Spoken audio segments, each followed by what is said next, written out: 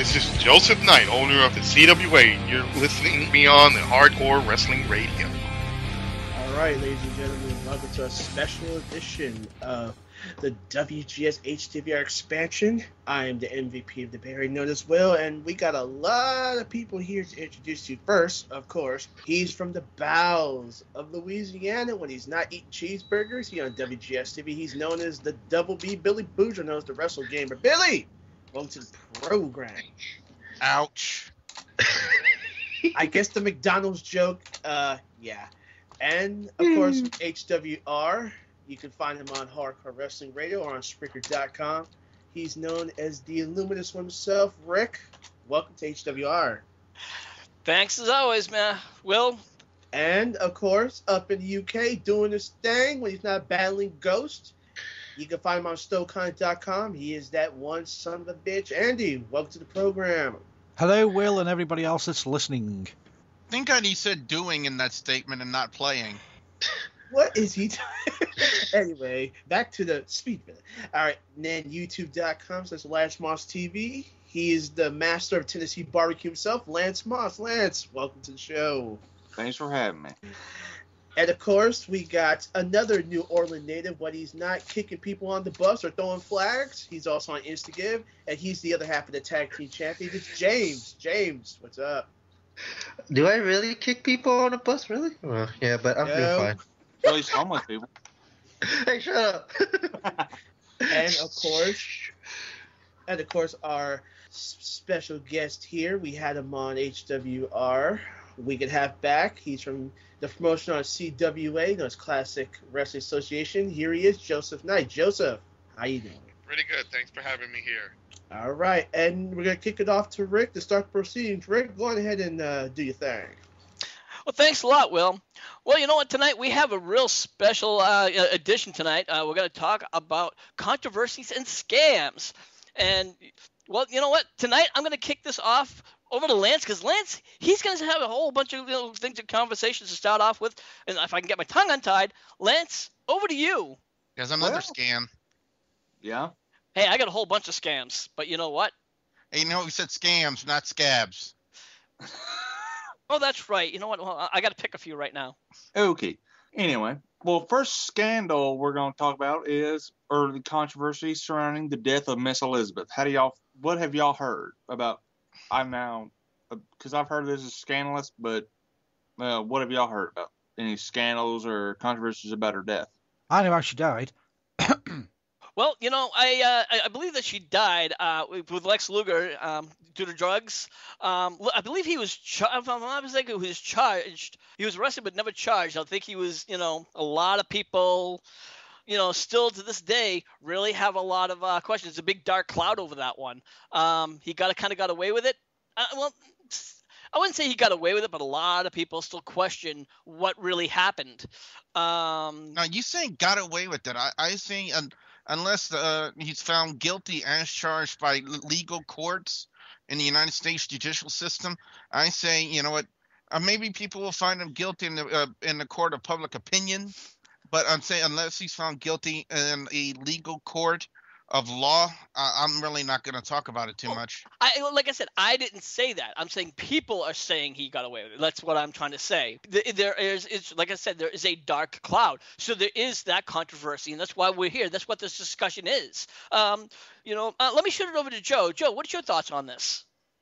I've heard a lot of what happened with this situation, and I understood that Randy Savage, may he rest in peace, he kind of blames Luger for everything that's happened. I think the story was both Liz and Luger were together, and they were just really going over it's a shame too, because they were both, regardless of what, of their skills, and I'm talking about Luger's skills, they were both great entertainers, and for them to come down and, literally overdose on drugs, and which caused her, unfortunate death. It's a real sad thing, it's to have, such a young person cut off of her career. And, unfortunately, I have to be one of those people, that have to say, if it wasn't for Luger, maybe she wouldn't have passed away. But I kind of feel, he had a big hand in that. And I know from other reports, Randy Savage kind of really felt the same way. Yeah, I'm inclined to agree. I think that there's somewhere along he maybe might have bought the drugs. Not sure if he supplied the drugs. But I mean, even still, she was using drugs. I mean, so in some ways, you got to also find that maybe she herself is somewhere responsible. She's got to hold liability here in her own way. So it's kind of hard. It's kind of like a double-edged sword. Andy, what about you? I don't think we'll ever know the truth of what really happened, because what I was led to believe that they were pointing the finger at Lex Luger, and then the next thing he was free as a little bird. No charges pressed against him, not even for possession. So I don't really know. I think everyone believed that she was seriously squeaky clean, and listening to Randy Savage and listening to Lenny Poffo, she was far from squeaky clean. She sucked a few cock in her day at the WWE or WWF. So that's where Tammy Lynn Cinch learned her trade. Well, at one point I think it was a toss-up, no pun intended, which one was sucking the most. Wow. Well, Lance, let's talk over to you, Lance, since you're talking. This is your subject and your topics. Well, this one you actually sent over to you. This is one you actually suggested, but I really wasn't familiar with the controversies surrounding this one. But I knew it was some drug related or something like that. That's all I know. Okay. James, what are your thoughts on this? For me, it really is that I haven't really heard much into the death besides how she died, but it really intrigues me to there's a scan. Okay, there might be a scan on this, and I can't really say much because, as you know, I only heard how she died. I didn't know about anything with Luger. I kind of heard stuff about Luger. I just didn't it didn't go full details for me. You know how she died, don't you? How? Well, apparently they found her in the bed, and her dying words were, "Oh God!" Oh. I would have thought you would have said, "Ooh, That's cold. yeah." Oh, jeez. I've only been OLEPs. Well, Oh no! Personal foul on Andy. He was giving him the business. 15 yards, first down. Hey, that's my job, Billy. Well, this show is definitely going to be highly controversial. So, for those of you who are not going to like this, I suggest you definitely start hitting the. As they say on a radio station in the UK, those of you who are easily offended, tune in and we'll fucking offend you again. Exactly. All right, Lance, what else you got for us? Well, first off, I want to say, for those people who were thinking we're going to bring up Benoit or not, we've already covered that enough. Ooh, you know what? You know what? I hate to cut you off, Lance, but I'm going to bring up something very, very interesting about that. In a little bit while, me and Lance were going to be covering the War Games DVD. And in that set, you would think WWE, since they did take the time out on WWE Classics On Demand, I believe it was, I'm trying to remember what event it was, but there was supposed to be a big match between Kevin Sullivan and Chris Benoit. It was a no-holds-barred match, and WWE, I think it was a Super Brawl, and they took that completely out because WWE don't want to be associated with it. Winner kills the ex-wife. But on the War Games DVD, when I believe it was the Four Horsemen and the NWO, they actually do feature Chris Benoit. They say his name. They don't blur out anything from Benoit, and I find that to be really interesting. Maybe WWE really look into Chris Benoit's wrestling career, even though I still think to this day it's just extremely sad that the incidents that ended his life will really overshadow his wrestling career, and he had a tremendous wrestling career. Well, that's everybody's Benoit fix. Man, here's the thing. The thing about that also, Billy, is that I think they do it for maybe some of the stuff, but they're not gonna do it for all the stuff because, I was looking at when they were doing on WWE YouTube's page, they were showing each SummerSlam of every year in 60 seconds. A couple of the matches, like the one that Randy Orton won the title from Benoit, they never mentioned Benoit. They never showed Benoit. They only showed that Randy Orton won the title. Oh, I'm sorry, but And it's now we just have the Sports Center update. I'm sorry. Anyway, but anyways, just that, it's just, I feel like maybe it's like, okay, this maybe of importance, but anything else is like any WWE related might not be. Well, you know what? I don't think we've ever really gotten Joseph Knight's point of view on the Chris Benoit controversy, and we've talked about it 1,000 times here, and I would like to really talk about Joseph Knight and your thoughts about the Chris Benoit and the controversy. You know what? First of all, I gotta say, whatever everybody believes in, three people passed away. It was Nancy Benoit, who was everybody knows this woman. Even before that, Fallen Angel. Their son, and then a very talented guy in the ring, Chris Benoit. Regardless of the situation, and to me, I look at the whole scenario of this whole thing, and I sit back. Okay, what will make a guy who had loved his child? Maybe he was in outs with Nancy. I can understand that, maybe, but I can't understand why he would all of a sudden kill his wife, kill his kid, and then kill himself. To me, I'm not throwing it just even to a conspiracy, but it sounds very odd, especially when there was more for him to offer and more for her to offer the wrestling community than whatever the situation was. Was he in a situation where he was extremely high up on drugs or anything? It's, who knows? But I look at him, especially. In fact, the other day I was watching one of the Hall of Fames where they inducted Eddie Guerrero, another great talent, who passed away before his time. But Chris Benoit was choked up. He was very, emotional about losing his friend, and you could tell it in his face.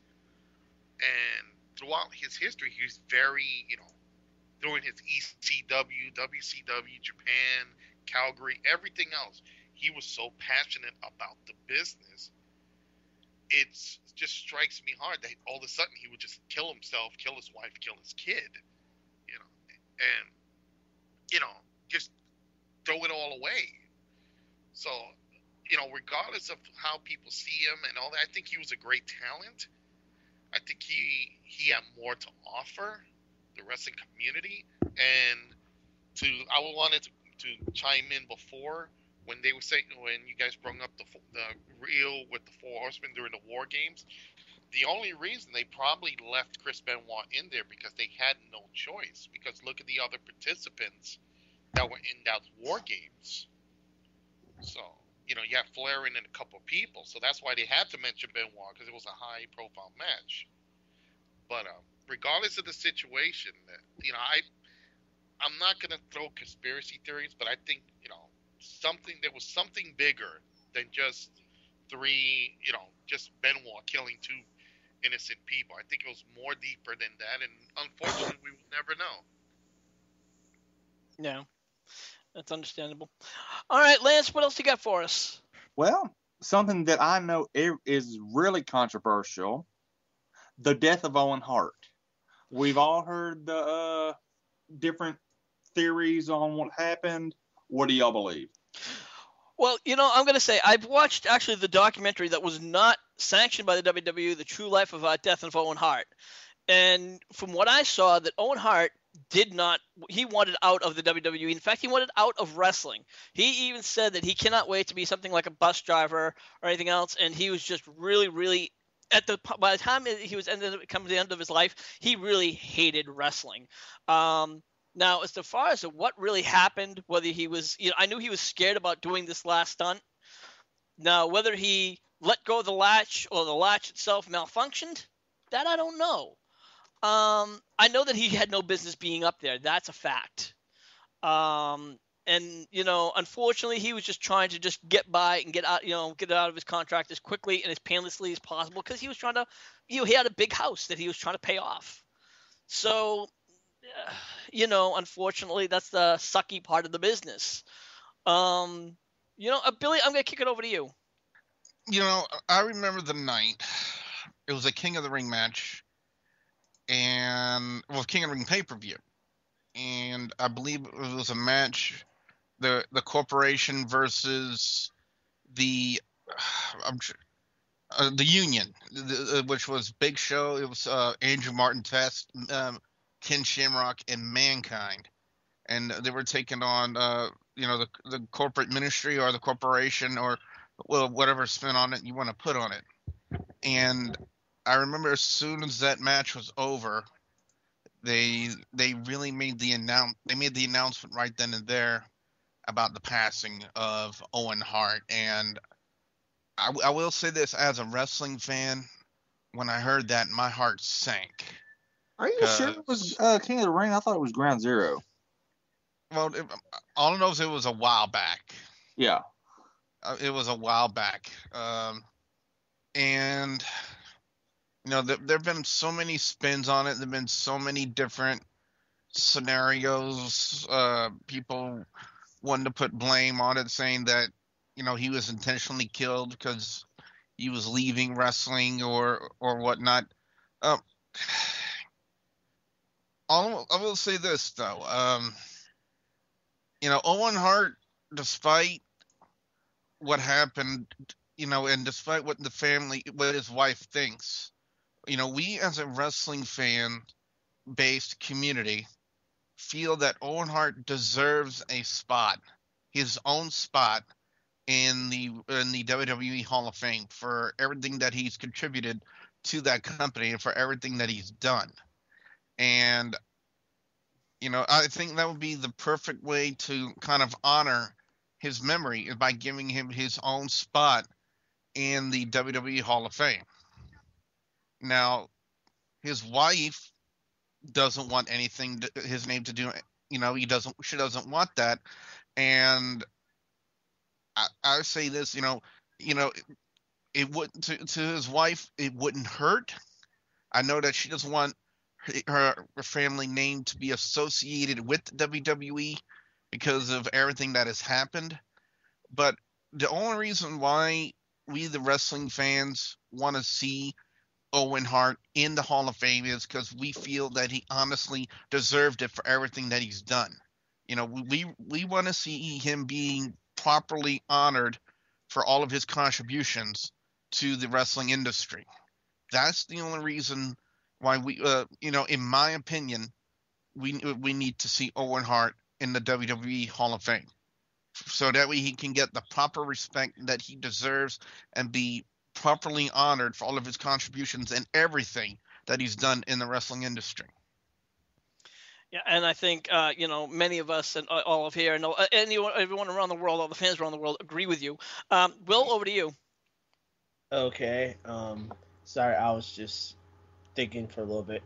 Yeah, with a shot of a doubt, he should be in the Hall of Fame. I mean, I talked to Lance earlier about, the real reason why Owen Hart got killed. I'm not going to say it because I'm not going to shoot the shit just yet.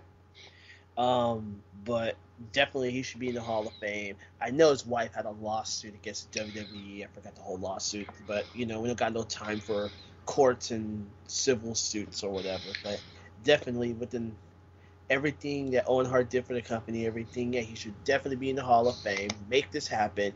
WWE needs to stop procrastinating, get your shit together. And,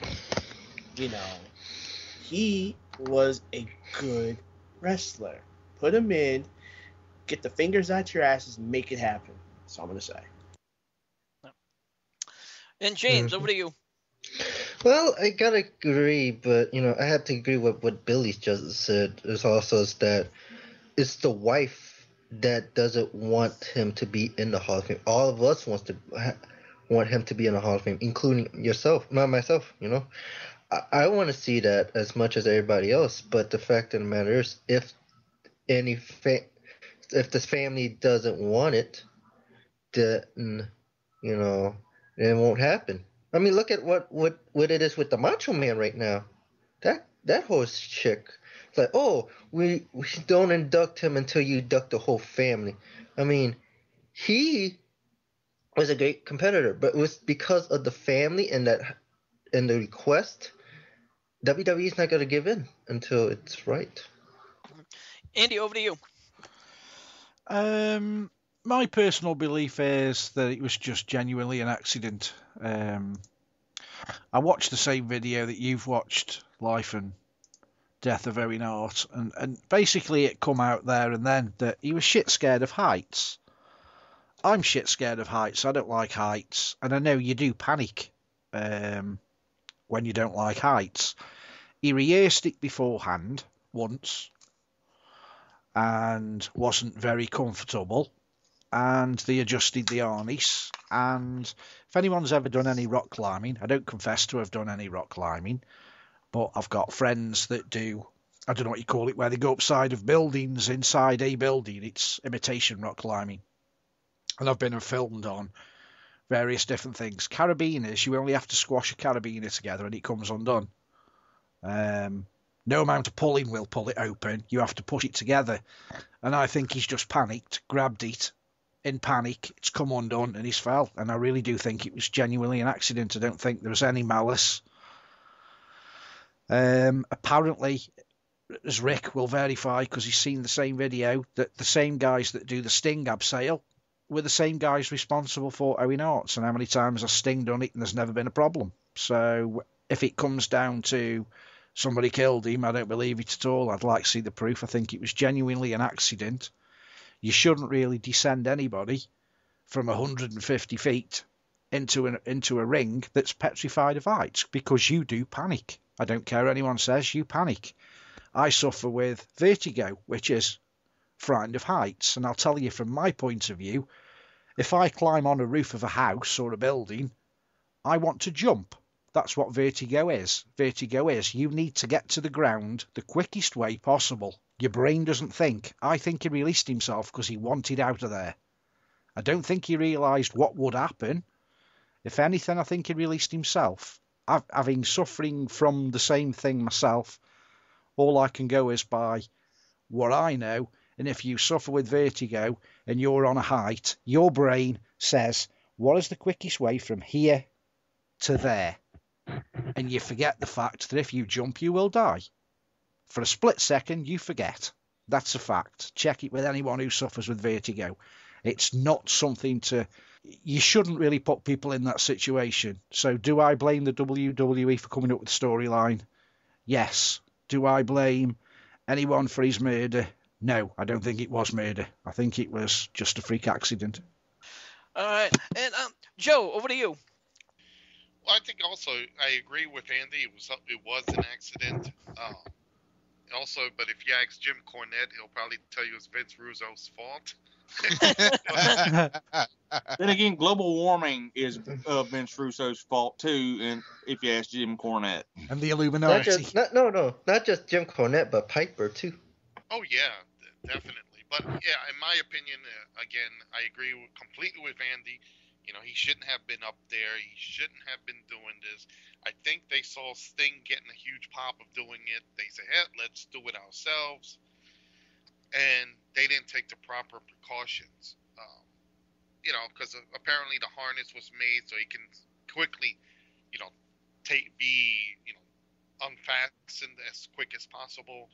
I don't think it was, set properly, and it probably with his weight, and probably he moved a bit. It probably just opened up beforehand, and unfortunately, he passed away from it. But yeah, it's something he should have never been up there in the first place. So it was an accident, and if you noticed, I believe Sting even said it right after that accident. He stopped doing it because he didn't trust the company that was doing it. But I do have to say this, which I totally, feel that it has to be said. During the show, I think they should have stopped the show due to the respects of Owen Hart. they should have had just, stopped it. A talent just passed away, and it kind of felt like they just used the big broom and pushed them to the side. And next match is coming up, ladies and gentlemen. I would have never done something like that. I would have ended the show. We would have gave out Reeves, and we would, everything you could think of. But I have to say that I think the WWE did it wrong that night. Yeah, absolutely. I think that's the one thing that they absolutely totally 100% did wrong. I have to agree with you. I think the fans would have appreciated it more, even though it was a pay-per-view. If they'd have just spoken to the wrestlers although it wasn't actually shown on TV, the fall, it went straight to the crowd and JR. But if they'd have just gone to the locker room and said, look, there's been a terrible accident, what are your feelings, what are your thoughts? I really don't think they should have continued with the pay-per-view. Yeah, fortunately, I'm one of the very few people who recorded the pay-per-view on long ago VHS tape, which I've just recently converted to DVD. And I don't think the WWE will ever release it. I don't know why, because you don't see nothing at all. Trust me, I've got the copy. If anyone wants to see it, I'll even post it on YouTube if you like. You don't see nothing. I'm sick and tired of people saying Owen Hart's death is actually on the internet. No, it's not. It was never filmed. The cameras were not viewing it. They were showing a vignette where they were showing Owen Hart on the screen running around in his cape and his Superman outfit, for the want of a better term. There was no cameras on in the auditorium at that particular time. It was lights out. Cameras can't film in the dark unless they're night vision. So there's no footage. If anyone says they've got footage, they're a liar. Definite Because they didn't liar. have cell phone cameras back then. And even video cameras in them days were $800-900 a pop. Today you can pick them up peanuts, but in them days they were far out the reach of the average wrestling fan. So there's no such thing as the Owen Hart fall. Doesn't exist. And Lance, finally over to you. Honestly, I think it was an accident, but I hate to tell his wife that doesn't want his family name to be associated with wrestling. He's a Hart. I don't think she doesn't want his name to be associated with wrestling. She's a typical scorned wife. Yeah. If she's not making any money out of it, she doesn't want to be a part of it. And I disagree. she would rather sue the WWE's arse every time they use his name than have a one big payoff. I disagree with you there, Andy. I think she wants to make it clear that Owen Hart wants nothing to do with wrestling, and she says it time and time and time again. She's made that abundantly clear. She is scorned, and she, as like you said, but she'll sue the WWE every single time, but she's certainly not happy about it either. Well, she wasn't even a wrestling fan. I mean, if she was a wrestling fan, most wrestlers' wives not every single match, but things like pay-per-views, their wives will try and attend to go. She never even attempted to go. She wasn't even a fan. She didn't give a shit. As long as he came home and gave her $250,000 a year, she couldn't care less if he was a plumber, a lumberjack, a wrestler, or whatever. She really doesn't care. She's just a money-grabbing whore, just like Hulk Hogan's wife. Wow. Her ex-wife, something like that. Yeah. Yikes. Lance, what else have you got for us? Oh, we got a lot, but yeah.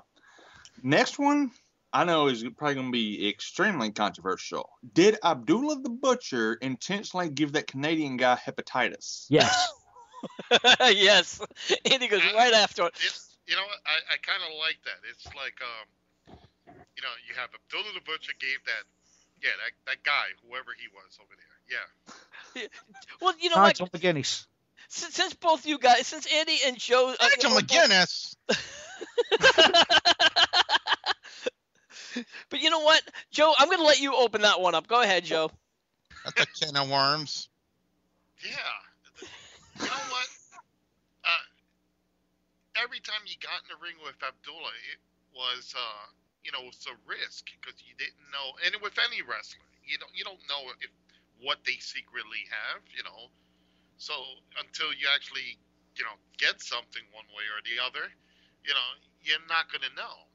And unfortunately, this guy let himself get, have Abdullah bleed on him. And, I heard the story and I read a little bit of it, how he was suing Abdullah and all this. He didn't know if it was, he got hepatitis from him or whatever the story was. But I think, when you step in the ring, especially with someone like him, you got to be prepared for all occasions. And it's like many other wrestlers who do this hardcore, that they carve themselves up and bleed everywhere. You taking yourself in you put your body and your health in their hands, so you never know. Really, I think, what can Abdullah say? Yeah, I got hepatitis. Come on now. That's not something that he's gonna say. That's like, openly saying, hey, I got sick from that hooker last night, but don't worry, I won't pass it to you. And for once, Andy, Bay ain't gonna get you beaten up by your wife tonight. It's probably gonna be your own mouth. Yeah, but you know what? Let's keep it that way. Yeah. Hey, you're the one that didn't know I got the hooker. It's like any sexual disease, really, I suppose. Like VD, it's nothing clap about. And yet here we are laughing about it. Yeah. But in all honesty, if you think about it, all right. Could you imagine Abdullah the Butcher having sex with anybody, to be perfectly honest? So where the hell's he got it from? Unless he's been with a gorilla or something. Can you really believe that he's ever had sex? Probably if he's paying for it. Well, look at it like this. Whoever thought Andre the Giant would be fooling around with somebody, and it looked like, what was the famous quote? Looked like a huge lion raping a rabbit or something like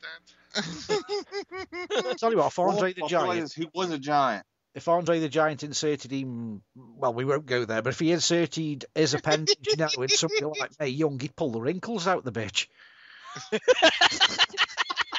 She looked like Kelly. Oh, jeez. That's when you hear the words, fatality. Only then. But back to Abdullah the Butcher. You're gonna not even blame Abdullah. The blame also has to fall on the company that he was with. The company obviously has to do some kind of checks. And if you're not doing checks, isn't the wrestling association that he's with, whether it be the WWF or some kind of indies or anybody else, wouldn't they be somewhat responsible? Yeah. You know what? Let me feel that, Rick. Not a lot of companies do that. They'll look at it. Hey, it's Abdullah the Butcher. They'll throw him in there because he's a name. That's the unfortunate thing with certain indies.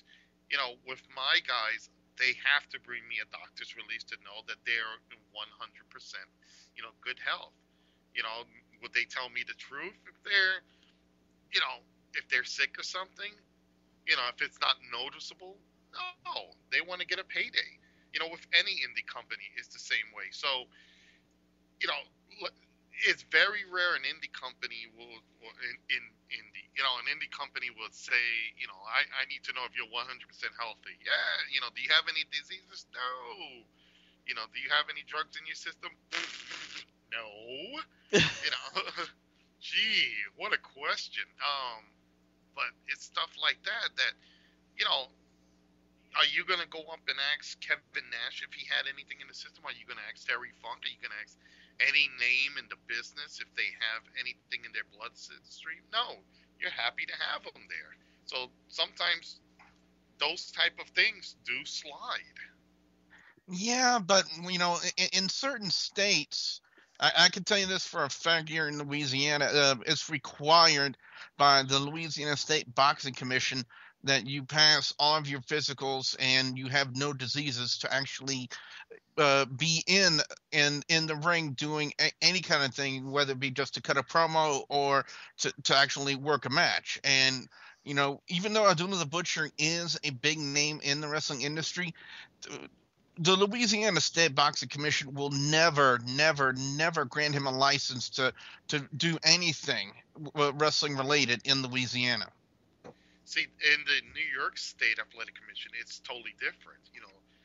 they basically have to have like a doctor, and the promoter's in charge of everything. So, it's all on the promoter, but they don't question the wrestlers unless they're totally, incapacitated, or they're not in any fit way possible that they can wrestle. But in certain states, everything falls on the promoter. So the State Athletic Commission, many of them do not ask for, doctors' reports from the wrestlers,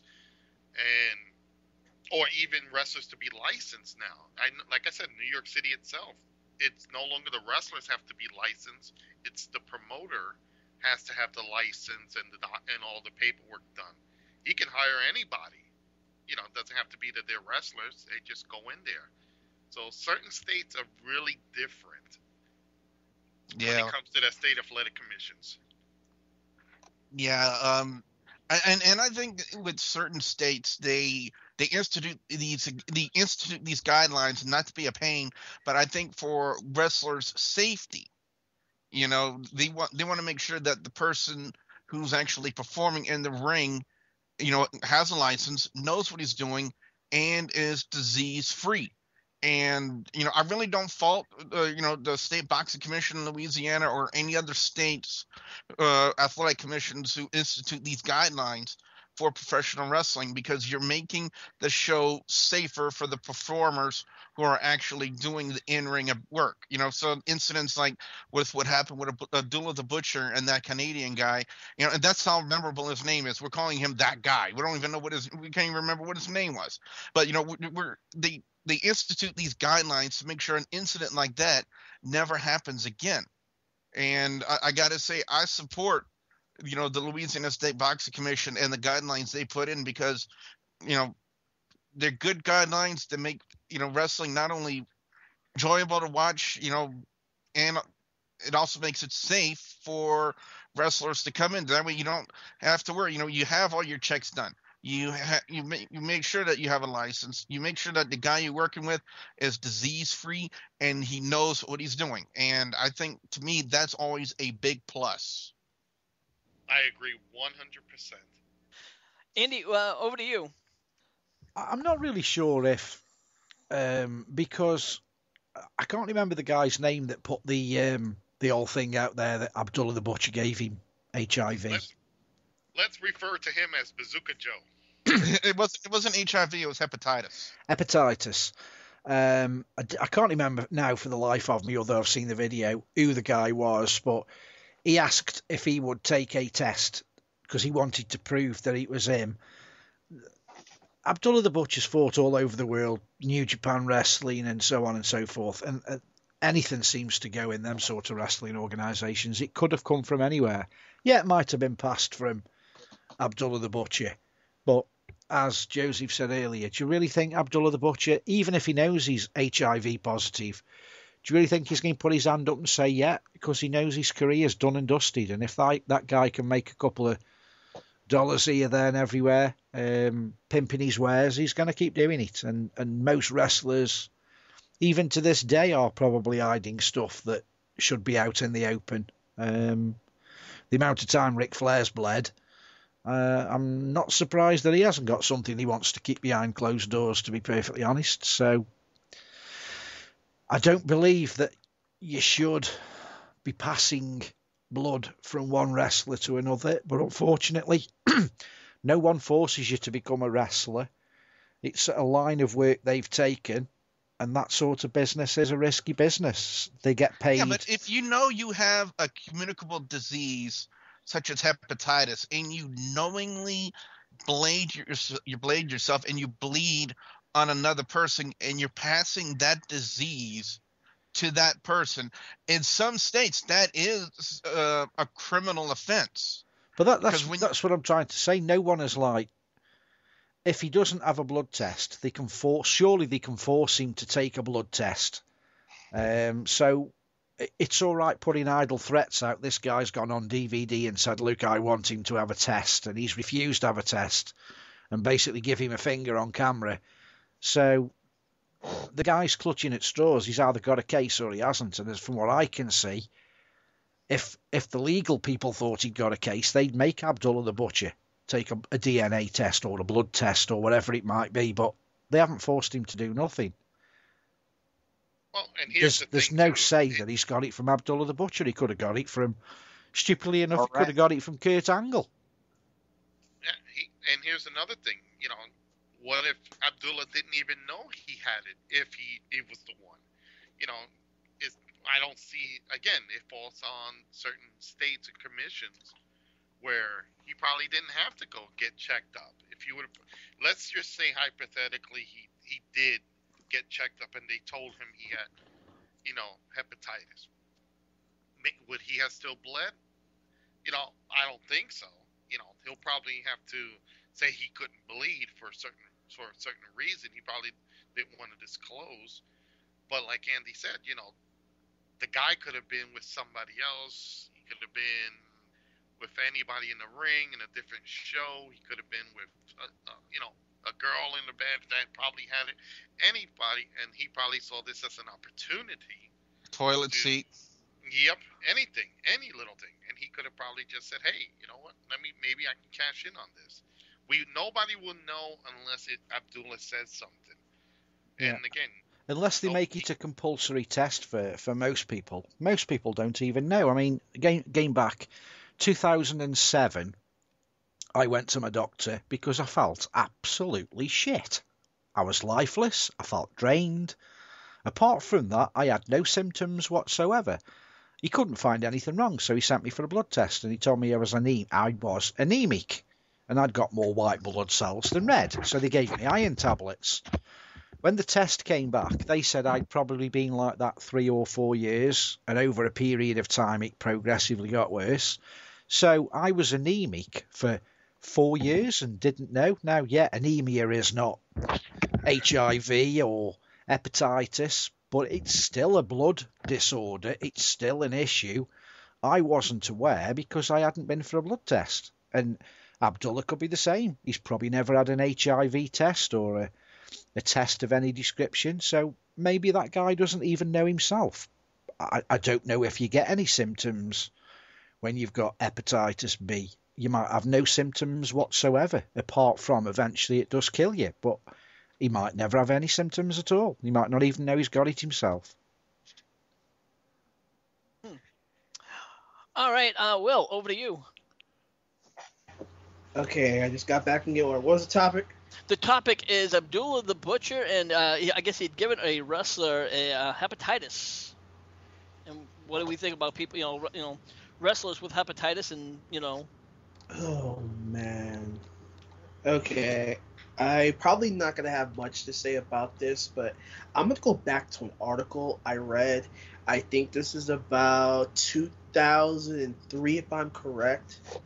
There was a wrestler in the WWE development, I guess when they were still with OVW back then. They had a wrestler, I don't know what his name was, and not even a couple days he was there, he was released because he had hepatitis C. Devin Nicholson. I'm just looking now. He was called Hannibal or Kid Nichols or Adam Lust. That's the guy who's brought it to everyone's attention. Yeah. Well, then that's his name, yeah. So he did an interview on how basically the WWE shattered his dream because it wasn't like what we're talking about right now. I mean, he passionately loved wrestling. He gave it 100%. He was very emotional about being with the WWE, having his chance for his dream. Now, as far as this topic's concerned, I had no fucking clue Abdullah the Butcher would do such a thing. I didn't even know anything about this.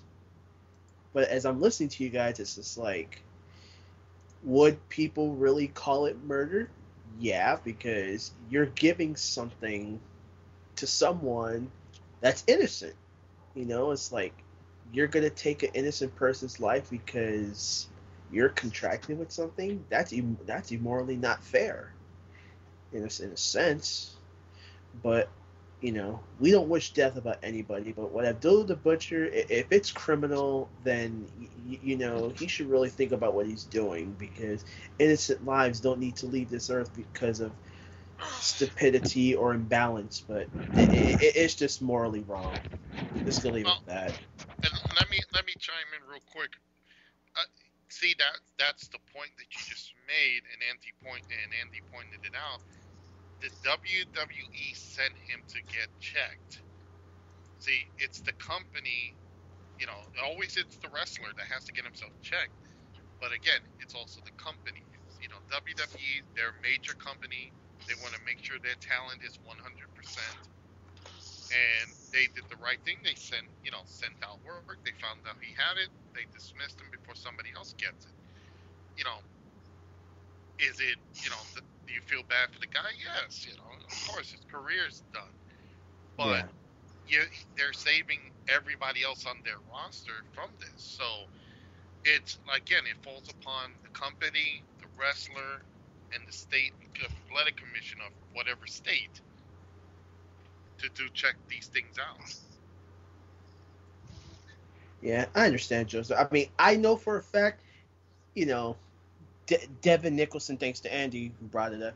Yeah, I don't think he was there to intentionally kill anybody. I mean, I know, hepatitis C, people are going to take high flight risk, like you said, to make sure everybody in the WWE is clean, like you mentioned. It's sad that when I seen the interview on YouTube, hey, I'm going to admit, it made me a little bit sad as well, to have your career shortened because of something that he carried. But, I mean, I understand where you're coming from. I mean, to have shattered dreams just because of something you carried, but, It's like Nigel McGuinness. Is it Nigel McGuinness that's got the same thing now?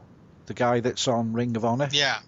Yeah. I mean, his career, although I must admit I've watched the documentary that he's done, and it's well worth looking up on YouTube if you've got an hour or two to spare. It really is a good documentary. It's been very well put together, and it makes him look a lot better than what he actually... I didn't rate him as that good a wrestler, to be honest, but after watching the documentary, you realise what a phenomenal wrestler he probably could have been. But thanks to HIV, his career is now down to rubbishy commentating on Ring of Honor, which is a shame. He could have been up there with the Daniel Bryans now, maybe. I don't know, but it's a shame that they're in a sport that one slight little mistake and it all comes crashing down. And the same things happen to people like Edge through a neck injury.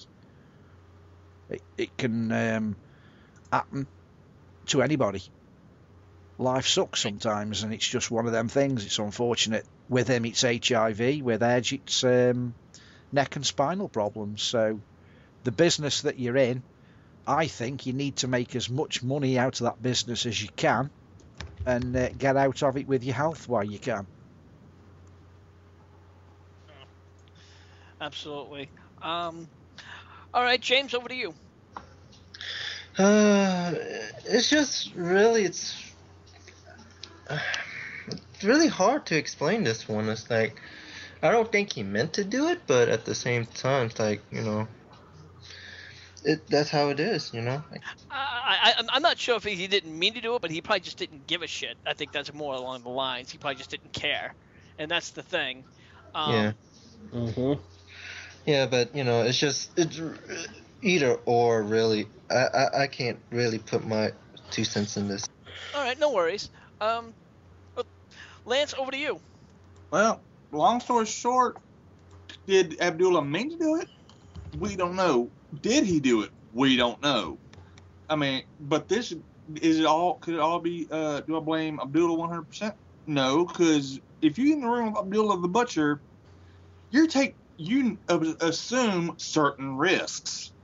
Because who has not ever gone up against some, well, who else thinks that basically a wrestler would not, with like a big name, especially for doing extreme stuff, will not look into what the guy does. And So he probably had some ideas of what risks he was taking. And who's to say this guy didn't get the hepatitis from a ring rat? Yeah. Yep. All right, what else have you got? What's next on the list? Katie Vick. Thoughts? Oh, Lord. Man, the only thing I can say about this, Lance, is basically I missed the whole thing about what happened, but everything links to Kane. And then I remember when DX brought it up in one of their comedy skits. Like, for those who don't really know, I don't even know how this all started. Maybe you guys give us some insight, because I am in the dark. I'll pull a James on this one. I really don't know who she is. I'm sorry. I'm gonna be honest here. I keep hearing about it. A supposed dead girl that Kane was in love with. Wow. Are you serious? Oh man. Andy, over to you. I don't really know what the story. I really don't know what the story was about, apart from it was a bit sick, especially when you see Kane supposedly looking in the coffin, and I wish somebody'd explain what the hell. They didn't really go what the story was about. It was just Kane is in love with a girl in a coffin.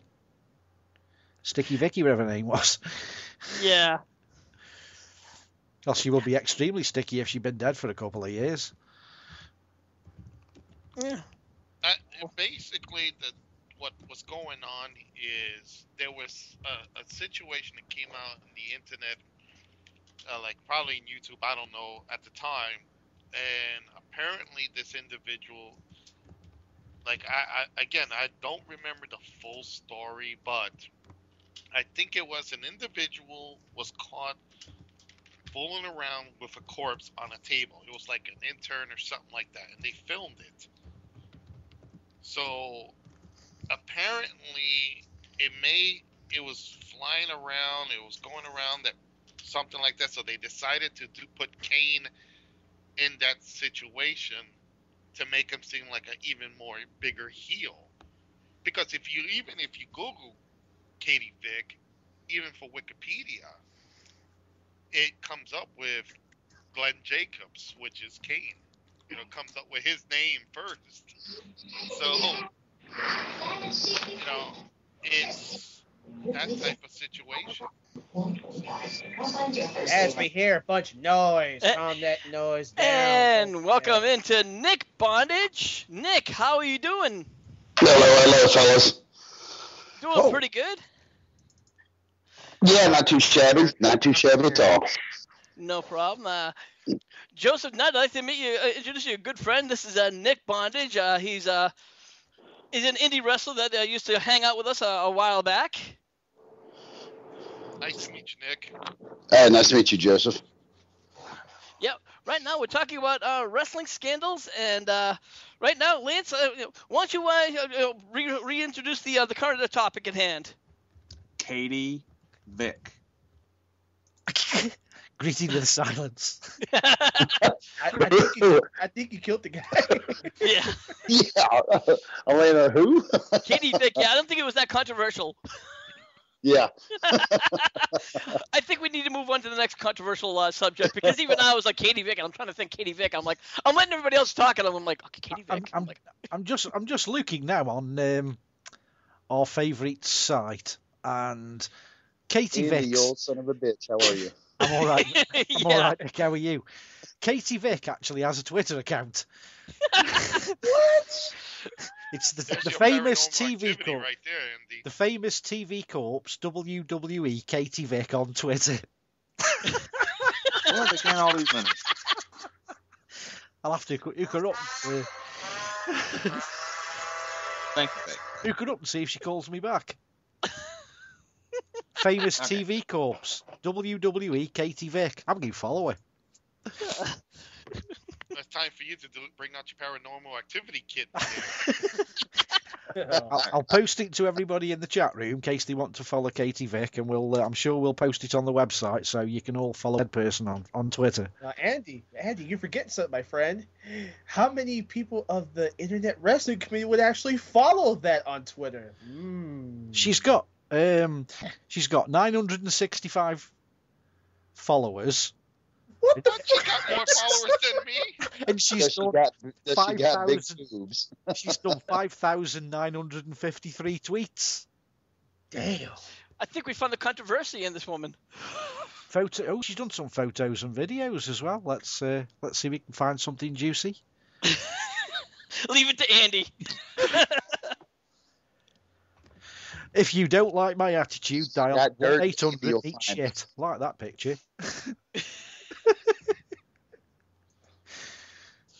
So while Andy's digging up some juicy photos, Nick, what have you been doing with yourself for the past couple of months? Juicy. I've been in the process of a move. Started a new job and just getting my life back in on track and Well, that's back in good. order. So, Good. Have you been wrestling recently? yeah, actually, I was in Mobile, Alabama, weekend before last, and then I went to Columbus, Georgia last weekend. Or the weekend before last, I'm sorry. And then this past weekend, I was in Greenville, South Carolina. Oh, that's excellent. It's good to hear that you're on the up and up. Yeah. And been in contact with TCW, so I'm about to go up there and do some stuff with them. Really? Yeah. Well, that's good. We've actually had a couple of people on the show. We had Brian Pitts, and we had also had Brian Thompson on the show. Jason. Pitts. Jason Pitts, I'm sorry. My mistake. Jason! Better than called armpits, I suppose. So yeah, so I've got some promotions that are coming out of the woodwork, and I got some stuff coming up in Florida as well, over in Panama City, and it's refreshing, to get out and getting some different promotions than what what I have been doing here lately the past year or so. And that's excellent. That's excellent. Yeah, things just get stale and old. So Absolutely. Well, Lance, while we're talking about controversies and scandals, what else have you got for us? The mass transit incident. Whoa. Well, you glad that you don't have Axel on here because New Jack would be here. You have to explain it to me and James because we're probably the only people who don't know what the hell that means. All right. Well, basically, I know what it is. Oh, you do? James, go ahead. Go ahead. Wait, no, go ahead. Jump Well, me, Sally. basically, Well, one of y'all do okay, it, then damn Andy, it. go ahead. Explain it. Mass Transit was a larger-than-life fat guy who I think at the time was 16 but pretended to be 21, I believe. He was a wrestling fan. He dressed a bit like the Big Boss Man, and he wanted a match in ECW. So if you Google it and YouTube it, you'll find the Mass Transit incident. It should have been Axel Rotten, and I think it was Bubba Ray against New Jack and another guy. And for some reason, Axel Rotten, because we spoke to him on the show last time he came about it, couldn't get there due to flight issues. So they threw this guy in at the last minute. He wasn't a wrestler, but he told them he was. So they gave him permission to wrestle. And during the match, he wanted to bleed, show colour, as they call it. So New Jack said, well, you know how to do it? And he said, no, I'd prefer you to do it. Well, you don't ask New Jack to blade you in the ring. I ask you. Anyway, if you watch the video, New Jack did blade the guy, almost took the top of his head clean off. And he was almost charged with attempted manslaughter, one thing and another. And it's probably one of the most gruesome things you'll ever see on YouTube. It's oh yeah, I remember it's hearing not good. about that. If you can't find the if you type in mass MASS transit TRANSIT, if you can't find that, just type in ECW fan cam, because that was the actual DVD that it was shot on.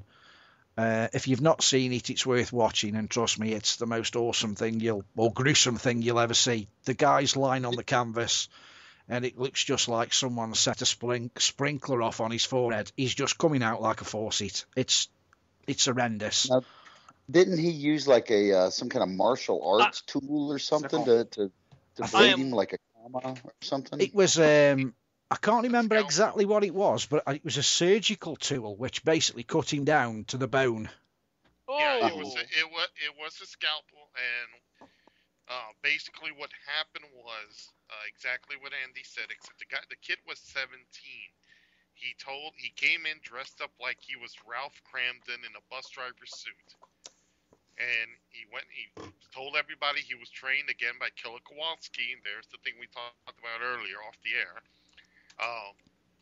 And that he can work. So think that, again, not checking in, and at the heat of the moment, they needed someone to go in there.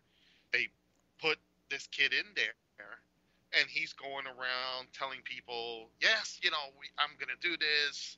This is going to be cool. And he wanted to bleed badly, so he asked New Jack. Everybody was like, oh, this is not good. And I think if you listen to there's a documentary called Bob Wire City, the unauthorized ECW documentary. New Jack says he basically puts his case. He took a fork, popped it in the guy's forehead a couple of times, and he wasn't bleeding. So then, obviously New Jack says, okay, this ain't working. Pulls out a surgical scalpel. Now, a surgical scalpel is a really, really sharp item. It's more sharper than a ginsu. So he just cuts it across the kid's forehead down to the bone. Oh. Now. Yeah, and guys, if you don't know, there are a lot of arteries and veins in your head. And that's why a lot of guys juice from the head, because you get a good blood spurt, you get good blood flow from the forehead. Now, just imagine the surgical tool in this kid, and I'm assuming he was a fat kid too. If you look in the chat room, I found the full video, and it's. So the kid's heart is gory to see. Be warned, if you do watch it, it's not nice. But I think it's something that everyone should see, just to show how wrestling can go badly wrong.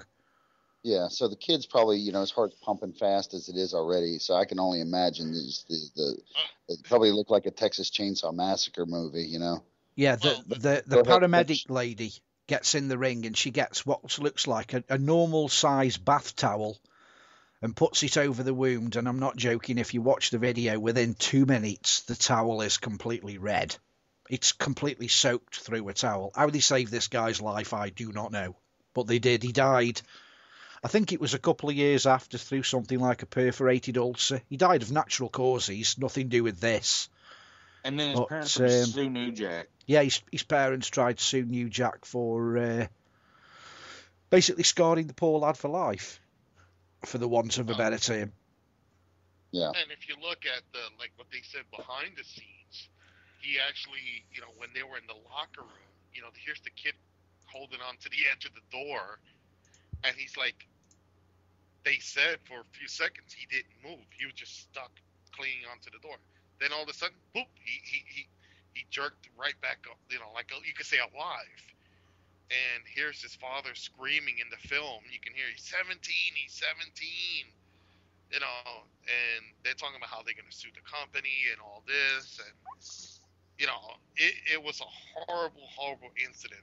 And it was, something that, again, New Jack, being New Jack, they attempted to lock him away for attempted murder and all this. And again, it's something, New Jack shouldn't have cut this kid so like a Thanksgiving turkey. But again, remember, that's the same thing we said about the Abdullah issue.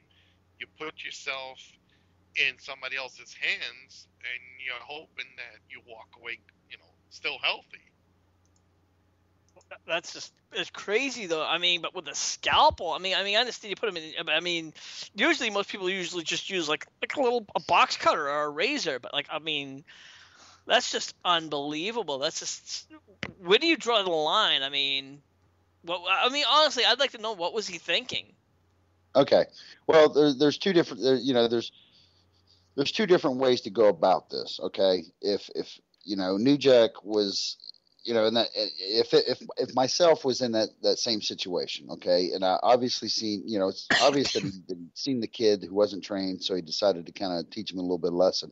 There's two ways to go about it. You can do that. Teach a kid a little lesson. Say, okay, look, this is how the big boys play. Or you know what? Or you be a professional and you just shut the match down and say, you know what? We'll take the loss tonight and we'll pick it up maybe later on in the main event or something.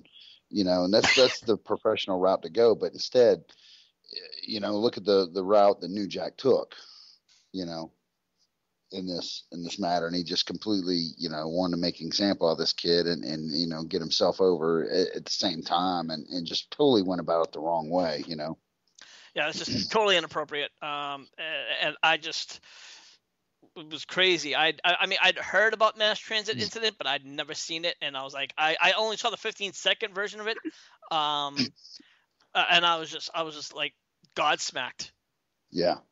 And, in my own personal experience, I was at a show and something very, very similar, very comparable happened, where this, this been in wrestling business a year or two, was getting out there and trying to make a name for himself, and he had a lot of potential and decided that he wanted to get color that night, but didn't know how, and relied on another guy to do it for him. And then this other guy just decided to take liberties with him, and he took a box cutter into the ring with him, and he cut right down the middle of this kid's forehead from top of his scalp towards his nose in a straight line right down his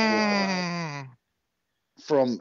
And it covered the whole span of his forehead. And at the end of it, now he has this scar on his forehead that looks like a big butt crack.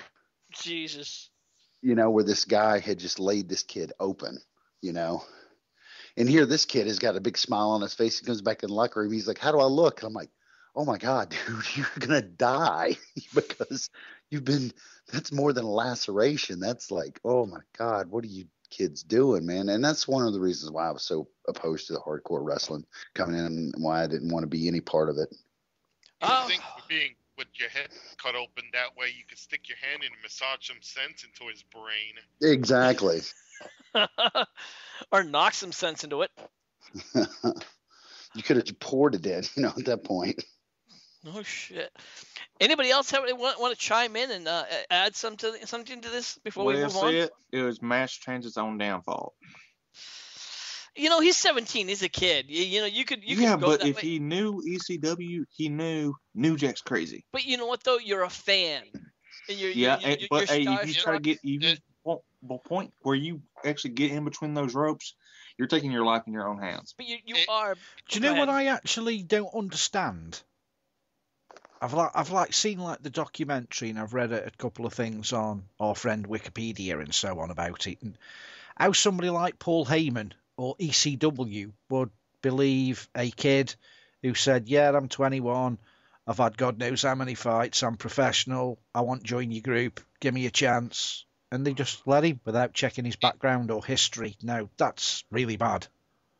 But you can also, but here's the thing, Andy. When the incident happened, they were, yes, it is, it is a fault of the promotion. But at that moment, during the heat of the time, you got to push on the TV show. You got to push this show. You got to get started on time. They took somebody at their word. And again, the main thing that we got to look at here is accountability. Mass transit. Well, his real name was. Yeah. He was accountable for what he did. You go in there. At that time, Paul and all these guys, and I'm not defending Paul or defending ECW, but I'm just saying, at that spur of the moment, somebody walks in and he's big, you think that he's overage, and he's saying, yeah, I've been trained by Killer Kowalski, and I was trained by this and this, I know what's going on. You go in there, you don't have the time to start making phone calls and checking people. You have a show to run. Are you to blame for the incident? Absolutely, because you didn't check the kid out. But at the same time, as a promoter myself, sometimes you don't have that, chance to go through everything. You gotta literally put someone at their word and put them out in the ring. How many times, that's the term, card subject to change. I've had guys that either couldn't make it because they were stuck in traffic, and I had to find a replacement instantly. Luckily, the replacements were wrestlers that I knew. But, sometimes it can't be helped. Sometimes a person will say, hey, I was trained by, you know, whomever, Hiro Matsuda, Terry Funk, whomever. If they go in there, you got to take them again, you're taking them at their word. Yeah, it's just a shame that. Well, it's not really a shame in one respect. Fortunately, the guy didn't die of his injuries, but again, it probably helped boost, because it's one of the things that, if you're an ECW fan, you'll have heard, if you've not actually seen it, you will have heard of the mass transit incident, and it's what they're famous for. If you're an ECW fan, you'll have at least heard about it. It put them on the map. So really, it did the company a lot of favours. It might not have been very good, but it did the company a massive favour. It got them noticed. It got the notoriety out there. Yeah, you got to remember too. At that time, they were probably at the peak. The scene in wrestling in those days was nothing but blood, and then Paul kept beating it into all of his.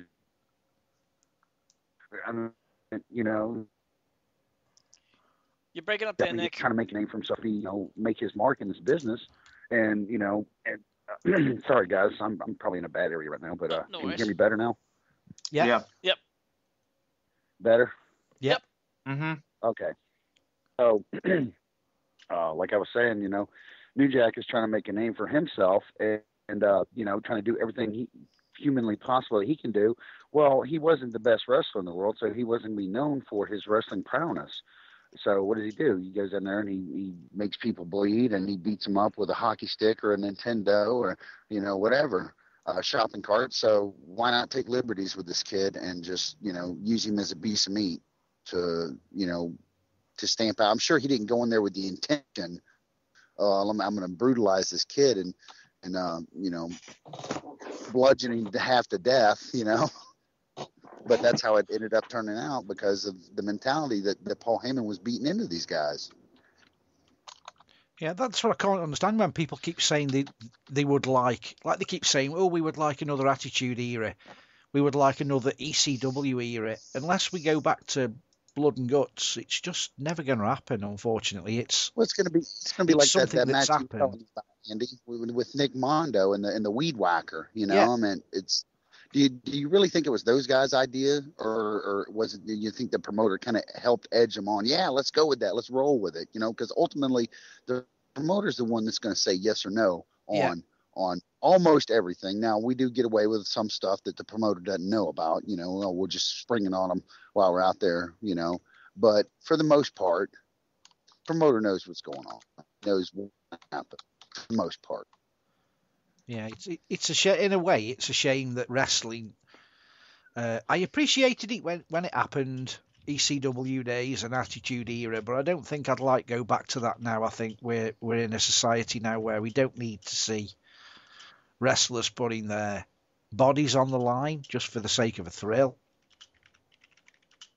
I just don't think it's necessary anymore. That's probably me. I mean, we've all probably watched CZW, where they attack each other with plate glass and weed whackers and one thing and another, and it's just not wrestling. It's just a load of idiots who've got an high pain threshold who like injuring themselves on camera. And I'm sorry, I don't see how that's a sport. That's it's almost a street fight filmed. Yeah. Can I pop in here real quick? Yeah, we did lose Nick. We should be back, unfortunately. That's Skype giving us issues. We're going to move on to the next subject. Lance, what do you got? Okay. I'm not sure how many people know about this, but I've heard about it. The night when basically the Nasty Boys pretty much beat up Ken Shamrock. I've watched the shoot interview, and is it Brian Knobbs, whatever his name is, that supposedly lured did him in, and then Jerry Saggs pretty much apparently clocked him with the phone. Yeah, what's supposed to have happened? He's supposed to have walked in their hotel room, give them some grief, and one of them picked up the phone and basically hit him back of the head with it, enough to put him down on his arse and leave him unconscious for a few minutes. So I think when it comes down to the Nasty Boys saying we kicked the shit out of Ken Shamrock, I don't really call hitting somebody blindsided with a phone. That's a sucker punch. Yeah. Yeah. I could... you could get Lloyd Mayweather, wherever his name is, in my house now, and I'd hit him with a baseball bat, and I'd knock the fucker clean out. Is that a fair fight? No, not really. Ding, There's ding, 2-on-1. ding, ding, ding, ding. But it's a hell of a way to order room service. Yeah. So I mean, there is a fun part to that, though. they've been pushing this around the internet for quite a few years, and apparently the follow-up I heard was they met him later at some bar, and he went up to Ken Shamrock. Now, I appreciate Ken Shamrock's a mature guy now, and it's all behind him and one thing and another. But this guy must have said to him, so you've been telling everybody we sucker punched you. Why don't you throw a punch now? Well, if I respect Ken Shamrock. How many times have we all been to a bar, a guy who you've had a bit of a fracas with probably 3 or 4 years ago, standing there, and they turn around and look at you and say, do you want another go? And you just look at him and say, fuck off, and carry on. Best thing to do. They said Ken Shamrock bottled it. He didn't want fighting. Maybe he got better things to do with his time. Maybe he was on a date. Maybe he's with his wife. I don't know. Don't know what the circumstances are. But when some drunken layabout comes up to you and wants to fight you, you just tell him go and swivel. So for Ken Shamrock back down on the Nasty Boys, I think they are talking through their shitholes, to be honest. Yeah, I totally agree with you, Andy, and I think that's all it was. I think it was they got a sucker punch, and then when they tried to go rub it in his face, he was just like, he's not worth my time, and it's not worth me going to jail over, you guys hit me in the back of the head, whatever. Well, there's another part to that. He was gonna actually get his revenge, but they were in an airport. I'm not sure if it was either Knobs or Sags, but he turns around, and the other one sees him behind him, and he says, if you touch me, it's a felony. And If you touch me, all what? the rage just drained out of him. You touch him, like, he pushed. Basically, that Nasty Boy pushed out. I guess that Shamrock was at the airport. He was going to touch one of them, and I guess they pretty much said, if you touch me, I'll sue. It's a felony. So it's because they were at the airport, and if you assault somebody at an airport, it's a felony. Yeah, they bottled it. They've been using the story for years that we're the boys that knocked the Ultimate Fighting champion Ken Shamrock out, but they blindsided him with a phone. Hardly a fair fight. And then even now, if you look at some of their interviews on YouTube, always seems to come into their interviews and they always say, yeah, well, you asked Ken Shamrock who ended up on our bedroom floor face down. It wasn't us two. But they don't explain the story until you watch their proper interview when it comes out that they hit him from behind with a phone. Yeah. Nick, over to you. I don't really have a whole lot to add to that. I mean, it's kind of self-explanatory. It's a real puss-out move, and it gives them no credibility whatsoever, in my opinion. And anybody that feels like it did give them any credibility is, have another big glass of Kool-Aid. Yeah. Because blindside, I mean, anybody. I mean, you could have 15 of the world's best boxers standing on the highway and you come monging down in your 18-wheeler and you flatten them all. What are you going to do? Tell everybody I've just beat 10 of the world's best boxers up? No, you've drove over them in a truck. Exactly. Like, I can knock out the Big Show if I was sitting in his room with a baseball bat and clock him in the chin when he opens the door. Well, I can currently... I'd be running like hell when he woke up, though.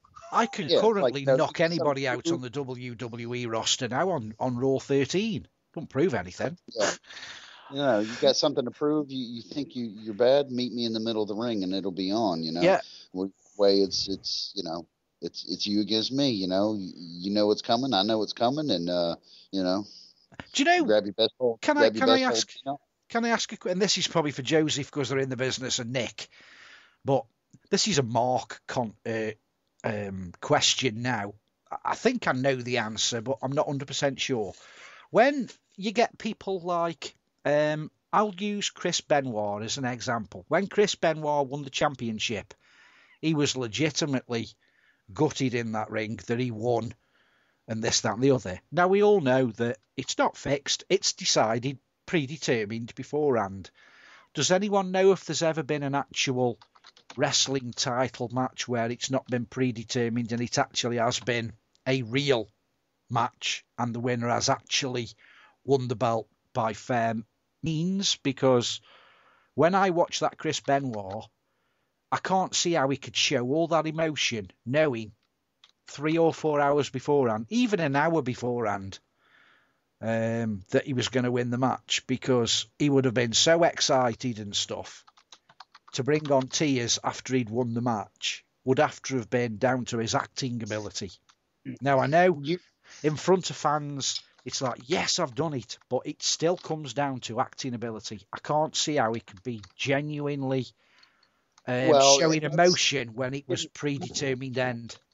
You can actually, because I mean, just even though you're going into it, now you got to remember you're on the big grand stage now. Yeah. And in front of all those people, your hand is raised, and then that title is given to you. Now that title means there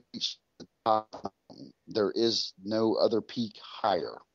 So that on that aspect right there, that is where you're going to get your emotion from, is, in your mind and in your heart, I've reached the top of the mountain. And I did it in front of all of these people, even though I knew it was going to happen. But I get out here and I did it, and and now I'm here.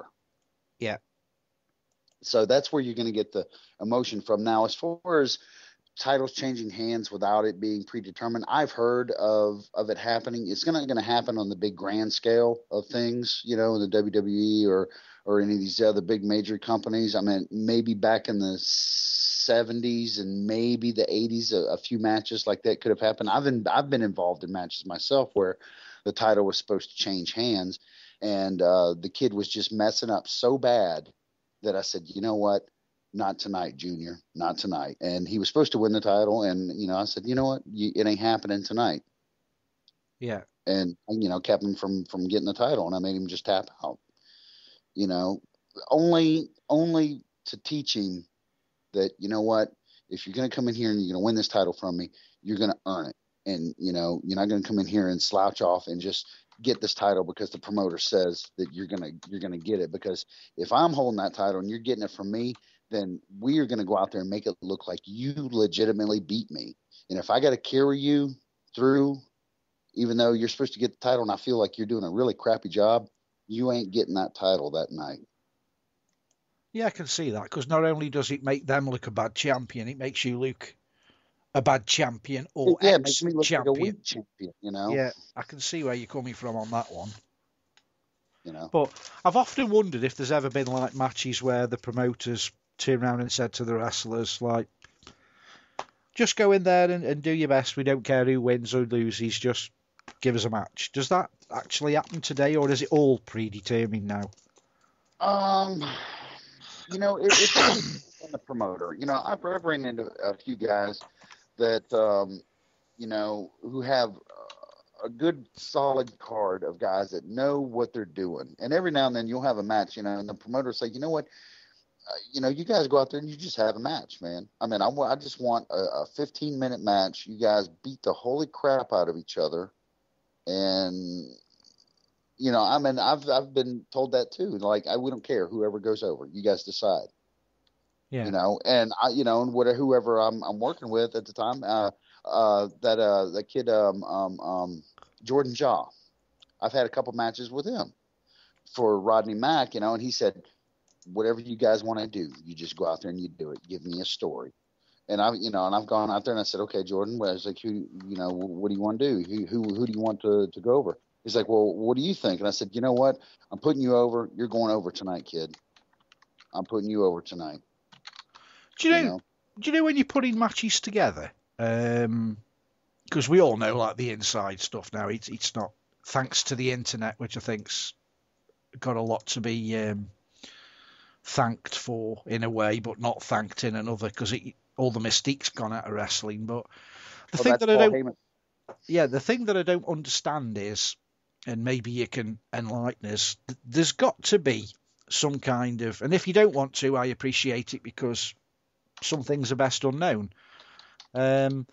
Sometimes you will hear, for argument's sake, John Cena and Randy Orton up against the ropes, and you'll hear, right, I'm going to drop kick, followed by a clothesline, followed by I'm coming off the top rope. Obviously, in the height of a match, you can't come out with all that. There must be like codes. I'm going to do a number 6, a number 3, a number 2. Is there some other code that they use? Because you can't say I'm going to climb on the top rope, I'm going to jump off, I'm going to headbutt, I'm going to slash it. Is there like an hidden agenda that you say a number 6, a number 2, a number 1? Yeah, absolutely. I've come up with spots where, for example, I do where the guy will he'll Irish whip me off the ropes, or no, I'll Irish whip him. He'll reverse me, and then go down for a back body drop, right? Then I'll kick him up, I'll boot him in the stomach, and then I'll hit the side ropes and give him an axe, like a Booker T axe kick, right? And that's one whole spot, and I call that the kick him up, kick him down. So they and when I call that, I just say kick him up, kick him down. He knows what's coming. He knows that's okay. I'm gonna Irish whip him. He's gonna reverse, go down for the back body drop. I'm gonna kick him up. I'm gonna kick him back down, and then give him the axe kick across the back of the head. I mean, you just make up like quick little calls. Yeah. Yeah. And that's the way I'll do it, because it's easy to remember. The guy hears, oh, kick him up, kick him down. Okay, I got that. Or I do this other one where it's a big, long Japanese spot, right? Where it's like 14 moves. And, I'll go over it with the guy. And then when I call it, I just say fish out of water. Because that's basically what we're doing. We look like two fish flopping around out of the water. Yeah. And, and he knows what's coming, because we talked about it, and, we kind of choreographed it and rehearsed it a little bit, and, and that's it. You just make up little names for stuff, Flippy Doo, herding sheep, all kinds of stuff. In your honest opinion, because I think this is where fixed wrestling comes into its own. When they have, I can't remember what the show's called, but it's where you vote. You supposedly vote for two guys fight each other on the WWE.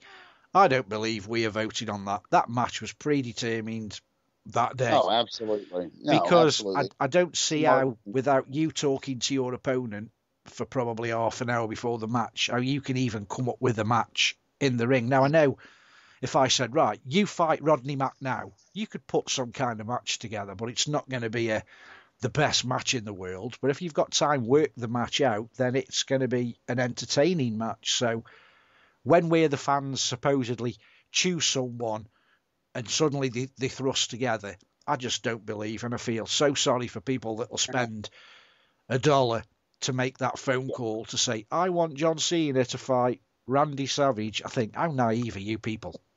Yeah, it's a total marketing, ploy. But I will tell you this. Now, I have been approached in the locker room, and this has happened a lot with John Saxon, where I've been thrown into a match with him. Literally, you get a match with Saxon in 5 minutes, get dressed and get out there.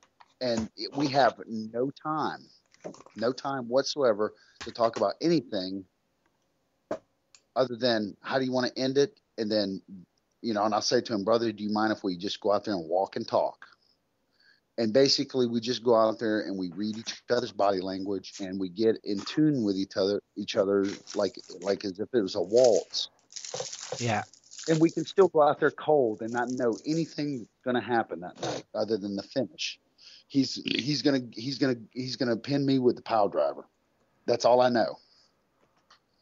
and we just go out there and we have a dance and we tell a story. And in my opinion, those are the best matches because those are the ones that are the most realistic looking, because it's really, you're flying by the seat of your pants, and it's like going to an improv. You don't know what you're going to be saying, or it's like cutting a promo, that wasn't written for you. You have no idea what you're going to say, but it just comes out, and it comes out fluently, and it comes out, and it made sense, and it got people's attention.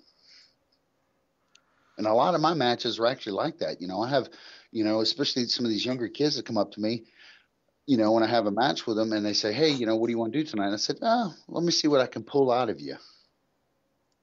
Which totally stuns them. First of all, they're like, you don't want to talk about anything? I was like, no.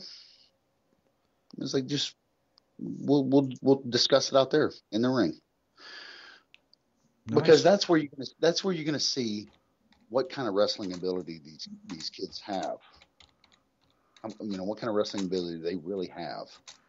Are they able to go out there cold and not choreograph or not pre-call or have a TNA looking match, which I can't stand.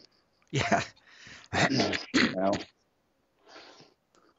Oh, did somebody have to mention TNA? Oh, Lord. I need a drink. I need a drink very bad. Yeah, I'm just going to go get one. I won't be a second. All right, Lance, sorry if I cut you off. I actually do have something to bring to the panel, if you don't mind. All right. Go ahead. All right. I know I didn't talk much because I was doing some side work for HWR WGS, of course, but I do have a question. Now that we have Tito Ortiz, that Huntington Beach son of a bitch, I ain't gonna call him no Huntington Beach bad boy because he took the name from somebody we know. But guys, I just have to ask for my closure and everybody else's. What do you think about Tito Ortiz and TNA? What are your thoughts about this joke of a guy? I think we've talked. Well, if I can answer that right quick, I'd rather see Chase Matthews in TNA than Tito Ortiz. You know, I'd rather see Katie Vick at this point in TNA. Legitimately, if they were going to have an Ultimate Fighter, that would probably make sense, and they want somebody from California, get Shamrock. It would make sense because he was at least a TNA champion in the past. I think it's just a big mistake because we've talked about this in the past, and it's not doing anything for the business because all it's doing is it's doing for Bellator, and it's not doing nothing for TNA. And I think it is. I agree there. I don't think it's doing anything for either the wrestling business or mixed martial arts. I think it's diluting the two, and people are going to start thinking that the two are the same, which is not. And I think it was better having your own individual crowd or fan base for each one. Well, I think that what they're trying to do, I mean, at least for Bellator, they're trying to promote it because that Ortiz and Rampage Jackson are having a match in November. So that's obviously to promote their fight. And obviously, that they're not going to do anything but, have a little bit of cat pawing and, there's not going to be a fight. Everybody's saying, oh, that'd be good if they have a line stand match. No, they're not going to happen. It's not even going to, So we know when they have this 5-on-5 match, which got pushed back because, Kurt Angle fucked up and had the DUI, which is another big slap in the face to TNA.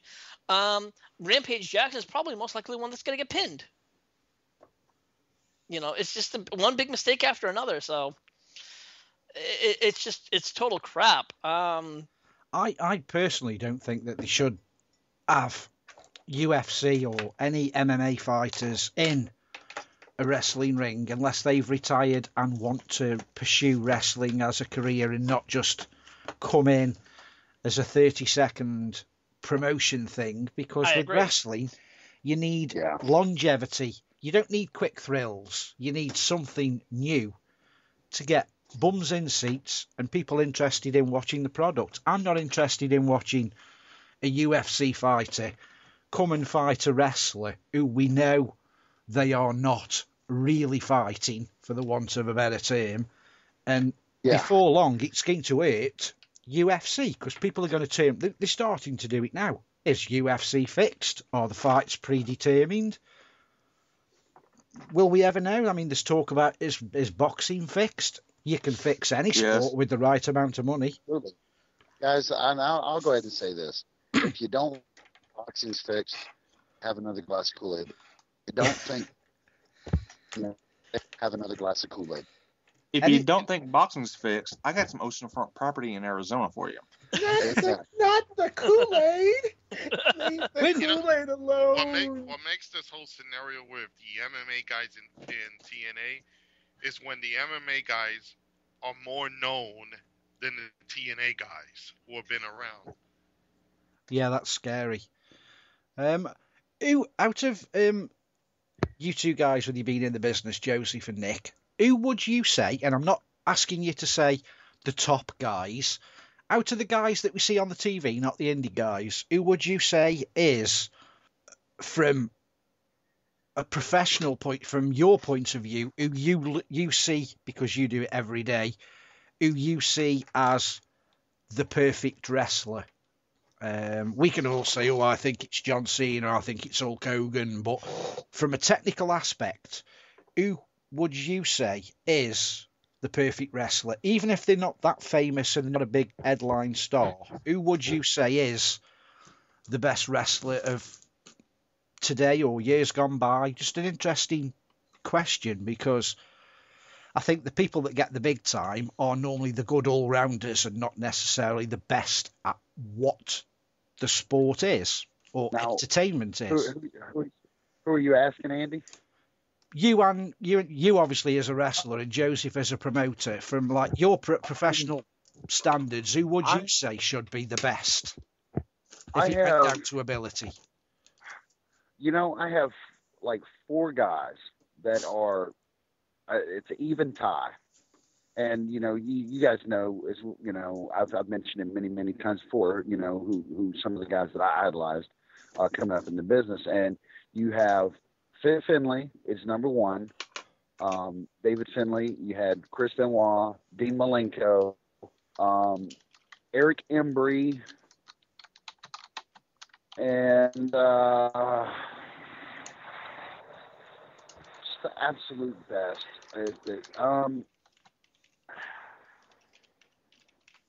And I guess Dynamite Kid. Yeah, I'm glad really that you've not said like. I'm glad anyway you've not turned around and gone with the flow, because the young wrestling fans of today think people like the John Cenas, the CM Punks are the be all and end all. They're not. They're just TV celebrities that are good at what they do. Yeah. Who would you pick if you had to pick one, Joseph? Who would you say would be a top quality wrestler in your opinion? Again, I have to agree with Nick on some of his choices. Chris Benoit, definitely Dean Malenko, the late great Eddie Guerrero, even Kurt Hennig I'll have to throw in there. So, as the last overall best technician, as crazy as it sounds, I'll have to say Bret Hart too. Now, see, I think that's why, as a promoter, this is what you need to have on a show to make a show successful. You need to have the element of all of it. You need to have your guys that can go out there and put on a 5-star match. You need to have your some guys that can go out there and tell a story. And then, you gotta have some guys that just go out there and just literally beat the crap out of each other. And then that way you've covered the full spectrum of what the fan wants to see. They want to see excitement. They want to see wrestling. They want to see drama. But what you see now, especially on the indie scene, is you see a loaded card with jokes. It's like everybody wants to do comedy, or you got guys that just really don't know what they're doing in the ring. And I know a lot of these guys get expensive, and from a promoter standpoint, it's hard to get these kind of guys all the time. But if you shave a corner here, you shave a corner there, then you can make stuff like that happen, and you can cover the full spectrum of what a fan wants to see. Because as a promoter, You dictate what your fans like. You know, you don't have to just go out and totally just get, oh, we just want to see blood and guts. No, if you go out there and you give them wrestling with a little bit of blood and guts, then you're going to train your audience to like what your product is. Well, for myself, I basically give the fans a well-rounded show. I give them the high flyers. I give them the action-packed tag team matches that you don't see anymore, where they're beating up on the baby face and he gets the hot tag and our fans go wild. Yeah, exactly. You know, we have the bruisers. We throw in the. But you gotta. You know, go ahead. I'm sorry. Yeah. No, I'm sorry. Go ahead. But you know, you just what some promoters. Well, I won't say all of them, but what some promoters do now is they give them everything and the kitchen sink all at once. I'm like, why are you doing that? You always leave the wrestling fan wanting more. That way, they're going to come to the next show. You don't have to let these guys go out there. Oh, we're going to wrestle for 15 minutes, and we're going to tell a whole complete storyline and saga. No, make that storyline and saga stretch out for 3-4 months. Because remember, back in the day when you only had one pay-per-view, you know, every other month or every 3 months, you know, I mean, by the time that pay-per-view came around, man, those fans were ready to see the finish, the big blow-off. Absolutely. They want to see the conclusion of a feud. And that's one of the things. I'm a person and these guys will know here, I'm basically a traditionalist, which is I believe in the old 80s way of doing things. We do storylines. We stretch it out.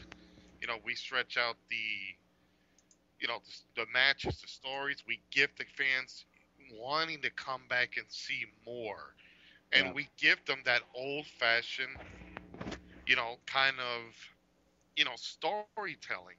And the fans, that's why, for me, the fans really get into this because they see, you know, especially with my promotion, they get into it because they see, oh, wow, these guys almost won the titles. Maybe next time we'll see them. And, you know, they'll come back again.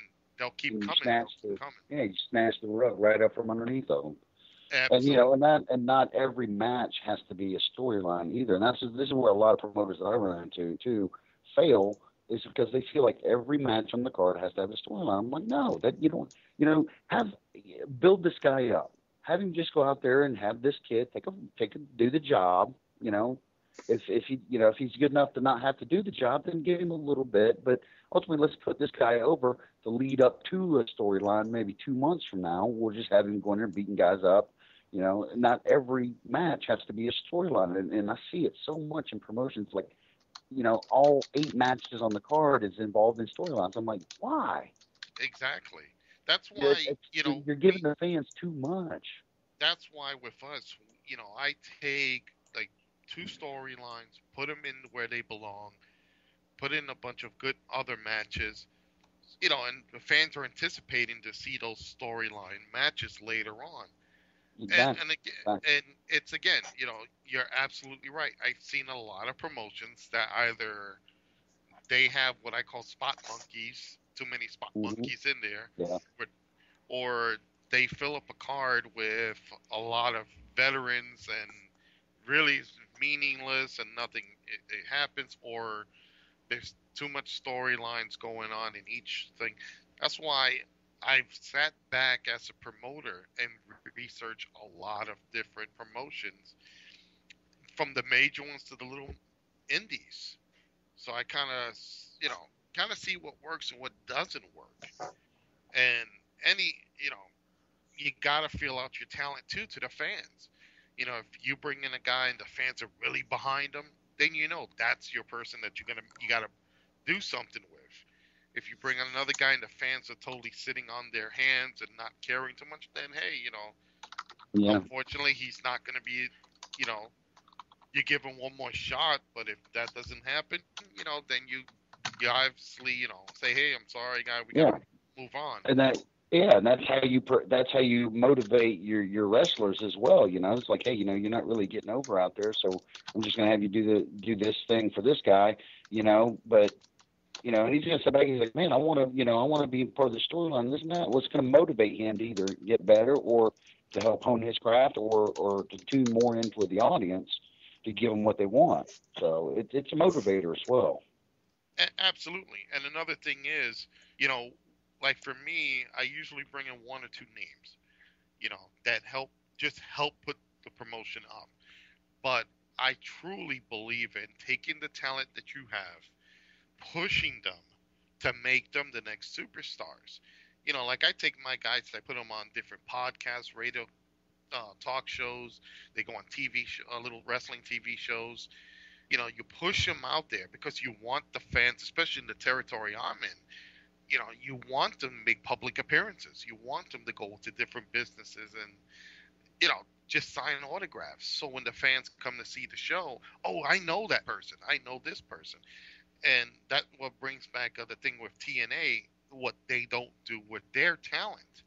Mm-hmm. Me as an independent promotion owner, I have to make do with the talent that I have and make them, more, so make them bigger than what they are so fans can come see them. And I have to say, I'm very proud of the people I have in my promotion, and we're always scouting other people. We don't bring the same people like constantly back like everybody else does. We rotate some of the other talent. We leave the guys that are in storylines in their place. If the fans are really behind it, we leave them in there. We rotate the other talent, and it works for everyone. And I know.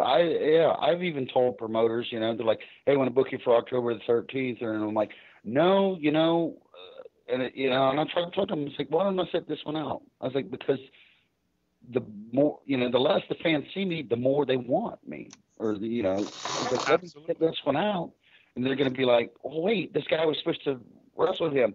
Well, you know what? Make up some story that I chickened out, or I didn't have the guts to show up.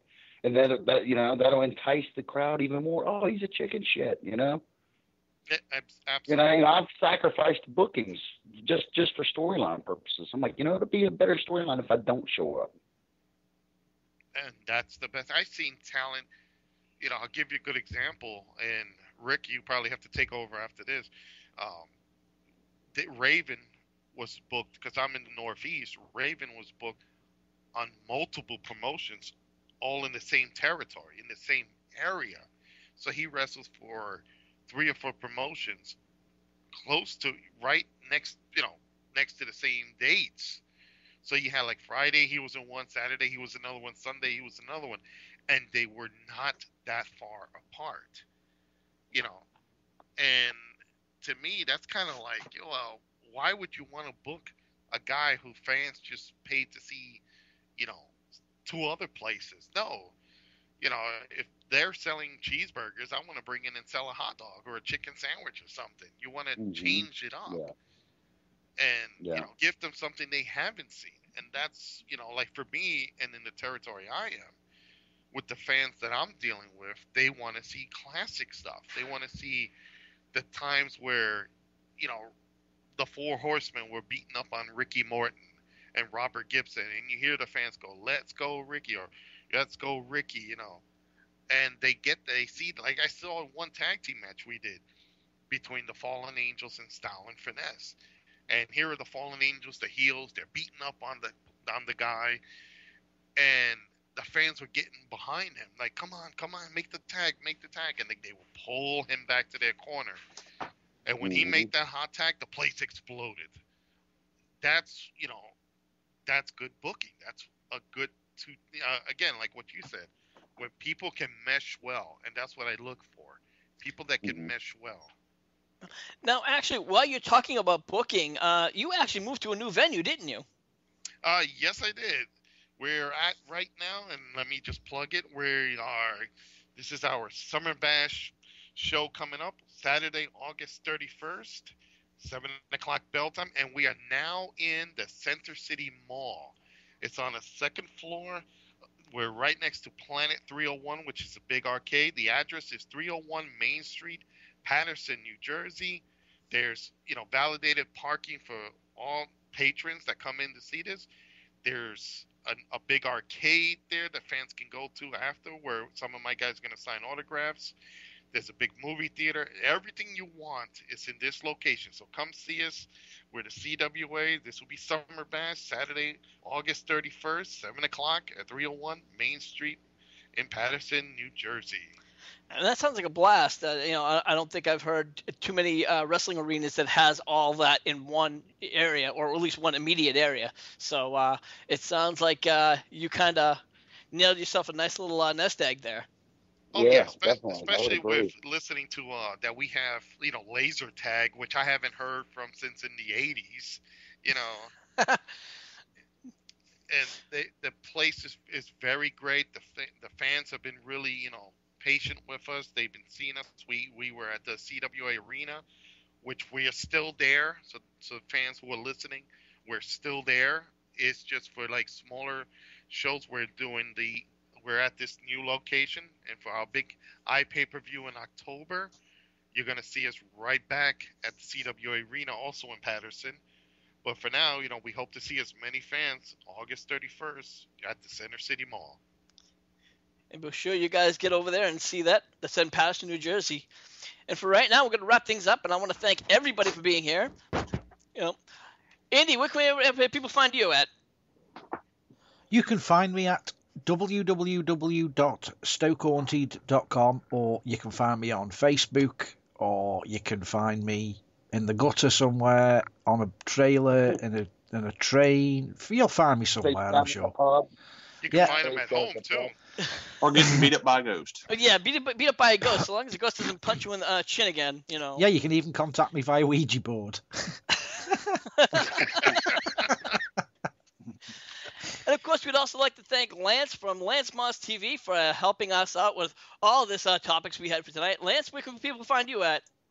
Lance Moss TV on YouTube.com. I do wrestling reviews, album reviews, NASCAR reviews, and whatever else pops in my head. And we also have the two Instagib gurus. First, there's the Bay Area MVP, known as Will. Will, thanks for coming over. Bay. Hey. It's a beard. Earth to Bay. Andy, bring out your Ouija board. I think. Yeah. I think he's out game. Well, let's try James. And he's gone too. So we'll thank them both for coming on. And we know that Billy has taken off, and of course, Billy can always be found over at youtube.com/TheWrestleGamer. And of course, if you'd like to check him out over at his Facebook page, that's facebook.com/WGSTV. Or you can find him on the best chair shot in the world ever.com. Billy's going to thank you for that. Joe, thank you for coming on again. That's Joseph Knight. Joe, where can we find you at? You can find me also on Facebook, which is Joseph Knight. You could just look me up there, or you can find me on our website, which is www.classicwrestlingassociation.com. You can follow me on Twitter, Joseph Knight CWA. And anytime, you guys need me, I'll hop on. And of course, you're always welcome to come on. It's been a pleasure having you once again. And of course, Nick Bondage. Nick, always a pleasure to have you on. Nick, where can we find you at? You can find me at moonfruit.com/Nick Bondage. You can find me on Facebook at John Matthew Davis. And then, of course, you can always see my matches on YouTube. Be sure you guys check those out. And of course, anytime you want to check us out at Hardcore Wrestling Radio, check us out over on our Facebook page. That's facebook.com/Hardcore Wrestling Radio. And whenever you want to listen to our shows, be sure you follow us over at Spreaker.com/HWR Media. Be sure you follow us. Be sure you hit the like button. So for right now, for everybody here, I'm the Shining Star saying see you when we see you. And you would not offend me with that. Not at all. Thank you for listening to this edition of Hardcore Wrestling Radio. Be sure to follow us on our pages, facebook.com/Hardcore Wrestling Radio and Spreaker.com/HWR Media, and also on youtube.com/HWR Show. Until the next time, this is Rick Starr saying see you when we see you.